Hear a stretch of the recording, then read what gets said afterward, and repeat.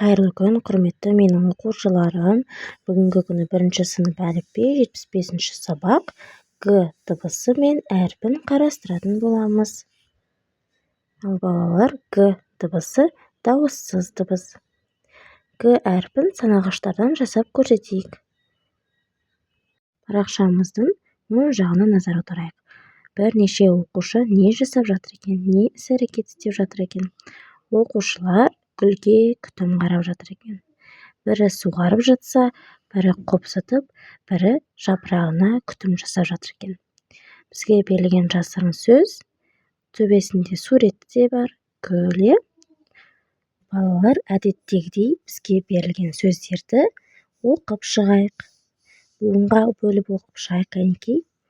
Егін, егінші, гүл, гүл, нұр, неге, өнеге. Жарайсыңдар балалар, өздерің үшін тағы бір қайтара оқып шығыңдар. Ал балалар, бізге гүлдер туралы мәтін берілген екен. Сол мәтінді оқып шығайық. Сынып бөлмесінде гүлдер көп. Оқушылар бөлме гүлдерін кезектесіп күтеді.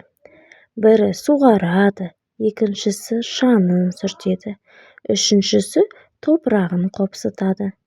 Гүлдер жайқалып өсіп тұр. Балалар, мәтінде Г әрпінен басталатын сөздер, Г әрпі бар сөздер қойылған екен.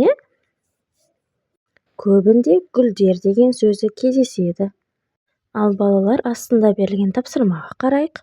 Сандардың ретіне сәйкес әріптерді жаз. Қандай ән атауы шықты? Кәнекей балалар, көрейік. Сандарымыз рет-ретімен орналасқан. Сол бойынша әріптерімізді жазып шығайық. Сандарымызды өсу ретімен қоя отырып, әріптерімізді тізбектеп жазып шығайық.